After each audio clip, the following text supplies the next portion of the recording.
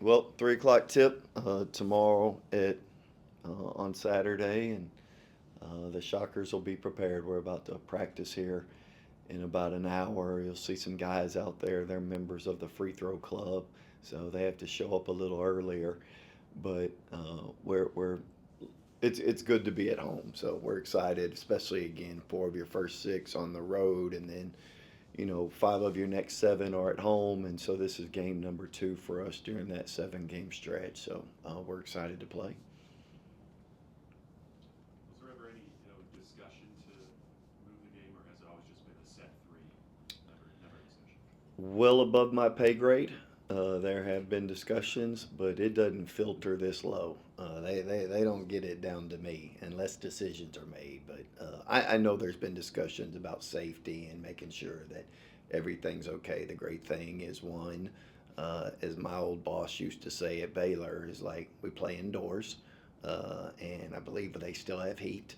And then number two, Kansas is really equipped in order for a situation like this. So, from my understanding, there's not going to be much in the way of participation, precipitation. There's going to be a lot of snow, and I think the roads will be clear and it'll be cold, but I don't think it'll be cold indoors. I'm in Memphis, back in the Roundhouse. Does that game mean anything more? Does it fire these guys up a little bit more? I don't think so. I think it's a game, and it's the next one on the schedule, and it's really important. But I think everybody's aware of like the teams that are picked at the top of the conference. I believe Memphis was picked as the preseason winner. I honestly don't know. I don't remember, but my guess is they were either 1 or 2, and I think players are aware of it. But I think once a season starts, like you're aware of that stuff in October, but I think once the season starts, it's just like, all right, who's next, and well, what's the challenge, and this will be a challenge. So Stands out about Memphis this year. a number of things. One, they're really good defensively. I mean, they're top 40 at just causing steals and have the ability to really allow their defense to create offense. They're a top 40 offensive rebounding team,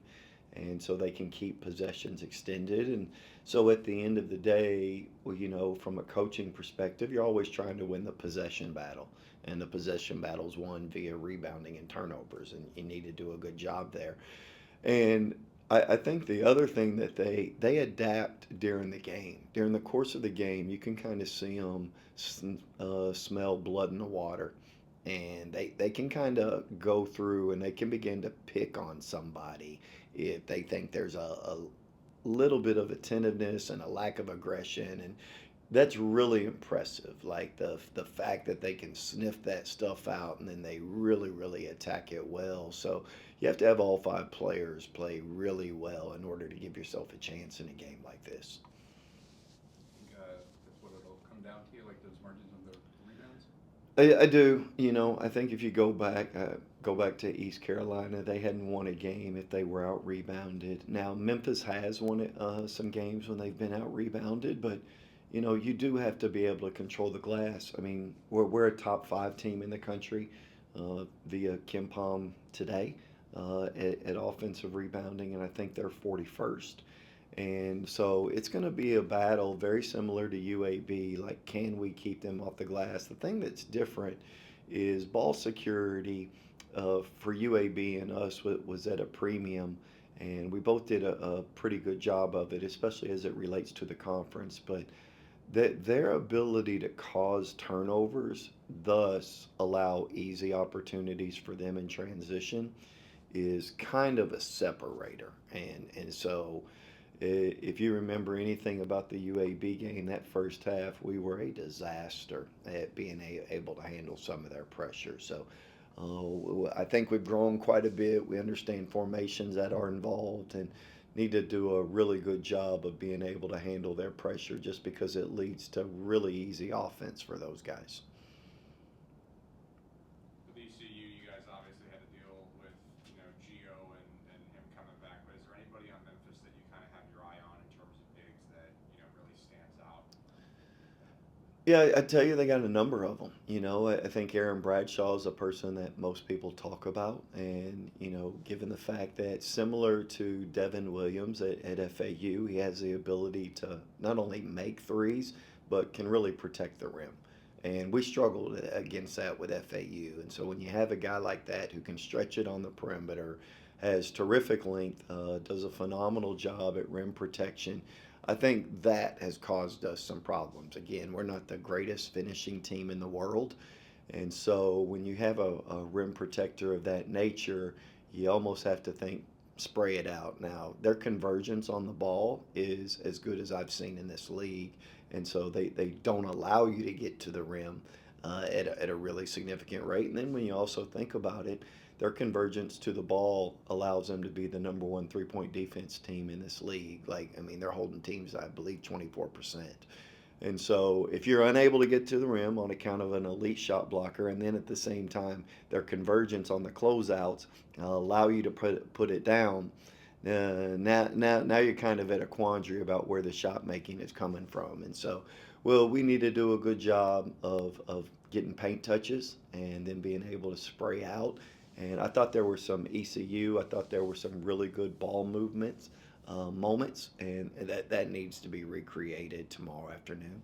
Any anticipation of you doing donuts in the parking lot before the game to clear it out? If I have to, absolutely. Like, you need to make sure that fans are there. I wish I had a big Texas-sized truck. I'd be happy to do it, but I have a 4x4, and so I don't mind using it. And especially like to give you an idea. I mean, this morning I got here at 5:45, and when I come, usually nobody's here, and so it's good, and I just try to clear a little bit of the runway so that people can drive in the parking lot. So if you show up at 5:45, it's a good possibility that I'll be out there. This time of the year where you've got a lot of data on teams, how much do you rely on the data versus what the film tells you? More so your eyes. I think the data can be tricky. No offense to Synergy, they do a good job, but I'll watch something and they'll say, "Hey, zone," and let's watch Wichita State zone, and I'm like, "We haven't played any." And you'll see them qualify things and quantify things that you understand just don't necessarily measure up. But all that to say, they can say a team is poor in a particular area, and it's just like, but they're not. And you do rely on your eyes, but I will tell you that the data has to confirm your eyes and not vice versa. And I guess so far, how would you grade the team's preparation, kind of short term from the ECU game? I don't know. You have to ask me after today. Yesterday was a film session. We have what we reference as a stay ready group. So if you don't play 10 minutes, you come in and you work out the following day. We work you out, and you go through reps and do things. But the guys that played north of 10 minutes, they haven't. So they didn't work out yesterday. So today's basically a 1-day prep. So with Kenyon moving up in conference, presumably, I guess facing bigger defenders, better defenders, why has he been able to maintain his great shooting, his efficiency, even through this transition? He doesn't need much in the way of space. I remember they used to call Larry Bird the master of the half inch, and if you gave him half an inch, it was too much. And I would tell you that he just doesn't need much space, and he can navigate it pretty well. You saw, mentioned Giovanni earlier, just him jumping out off of a pick and roll, and he goes around him and is able to finish a layup over ECU's other big. And so all that to say that he knows how to navigate space, and he's quick enough on account of his size that he's low enough to the ground that he can kind of be a little bit more. He's got a quicker twitch than a big does, and so those split-second reads that you have to make, he does a good job of it. But the value of KG is he just doesn't need much space. And most of the games so far in conference have been pretty tight. How big of a factor do you think the crowd could be in this one? Crowd is huge. I just think if you go and look at Wichita State's home court winning advantage over the years, let's say since 2012. It ranks as one of the highest in the country, and obviously there were a number of people following a really good teams that were here. But I think that you can.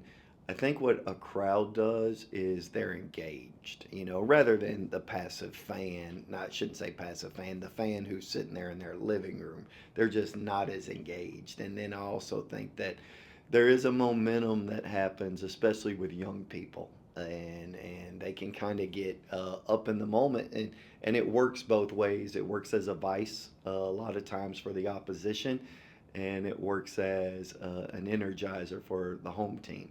And you kind of have to be able to deal with both. I think emotions get you beat more than they actually help, and so you still have to be able to maintain the poise. But I do think that crowds factor in. Not only, I know a number of studies have been done, not only on officials, because sometimes us as coaches just don't have a whole much of influence. I think crowds a lot of time do, but I think a lot of times they can throw, give a boost to a team when they really, really need one. So college basketball college basketball is the greatest sport in the world. I know from an NCAA tournament perspective, it's the second most watched behind the World Cup.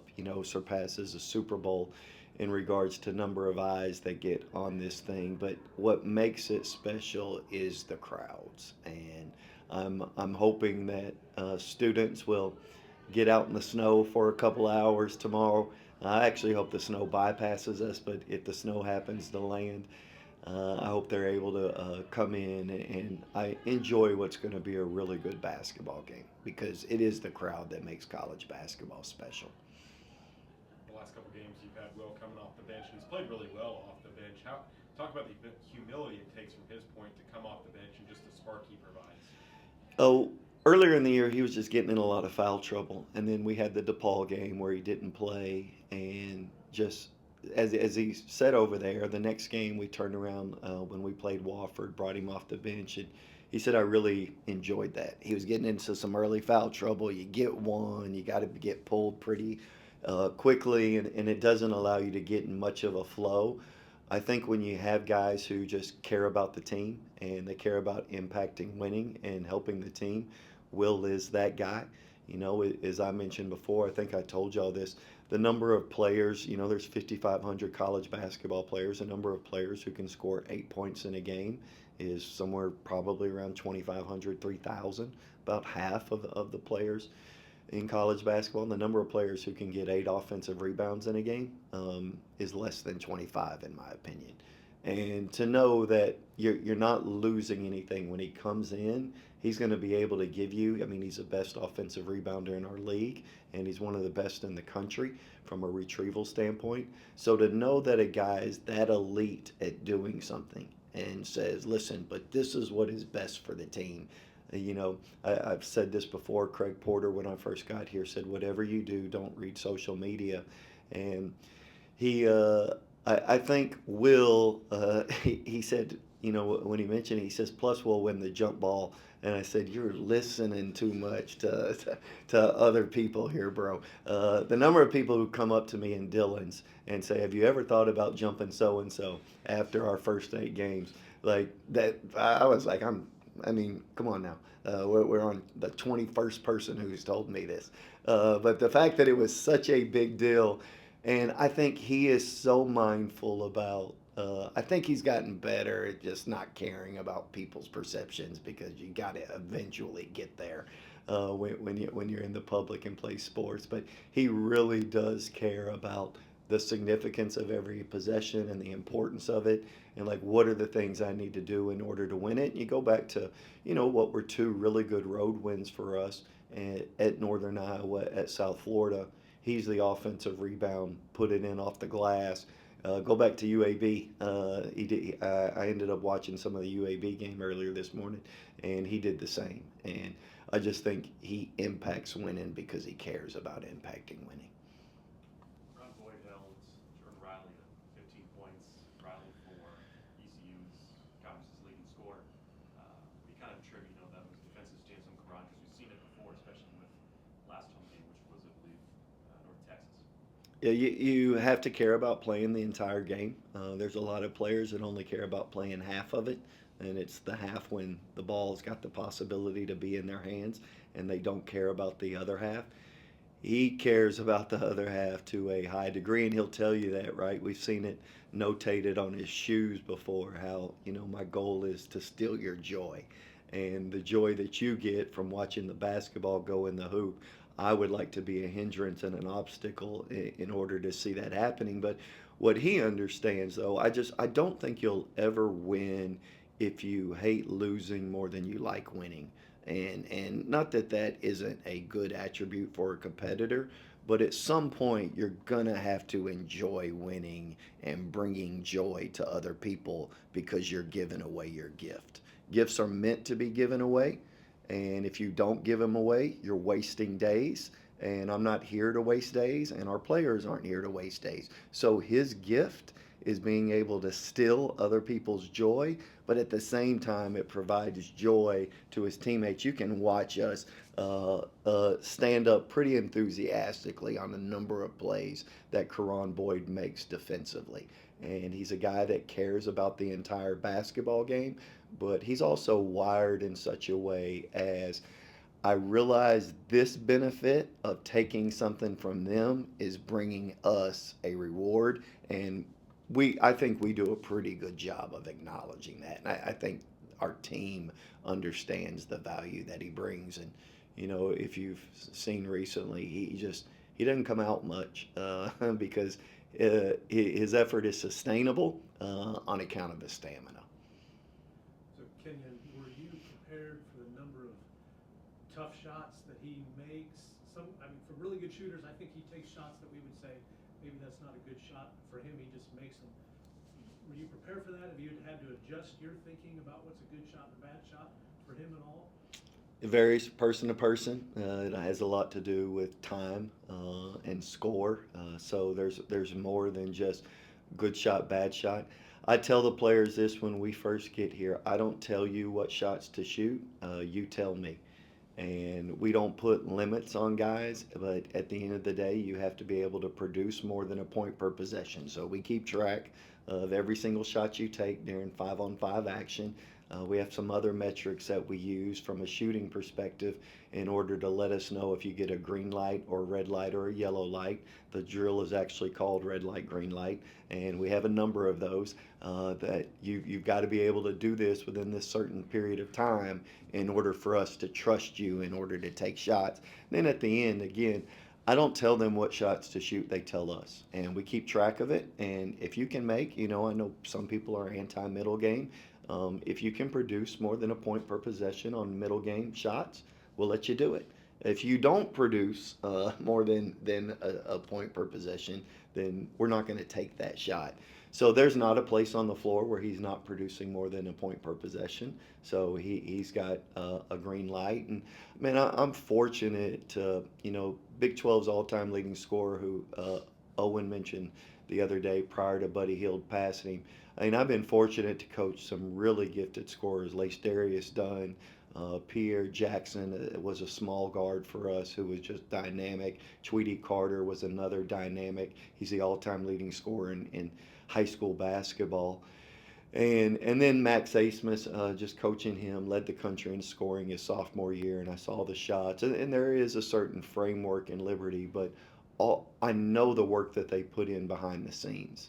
And then I watch it translate in front of our eyes. And so it's really not, I really don't think much of it. Like, I think players need to play with a certain level of freedom. I've always thought that if a player ever looks over at a coach after he shoots the ball, like, that coach is not doing his job. This should all be covered behind closed doors in practice and in film sessions about what's a good shot and what isn't. There's nothing worse in my mind from a player's confidence if they look over and the coach is like, doing that, because they're not going to be able to make that adjustment quickly during the middle of a game. And so I think this all gets handled behind closed doors and it gets covered in film. And to Kenyon's credit, he plays with a lot of confidence. And there's really not been a time over there where I've said, oh, now there's been one or two times, and you kind of keep it internal and you don't let the players see it. But just the work he puts in, he's a big time shot maker. With kind of the back and forth results you've had against Memphis in recent history, do you consider this a rivalry? I mean, I don't think of it that way, you know. I mean, we've been able to win the last, what have we won? 2 of 5. So, you know, I mean, we've won 2, they've won 3. Yeah, I just think of it as another game. Anything else? Thanks, guys. Thanks, guys.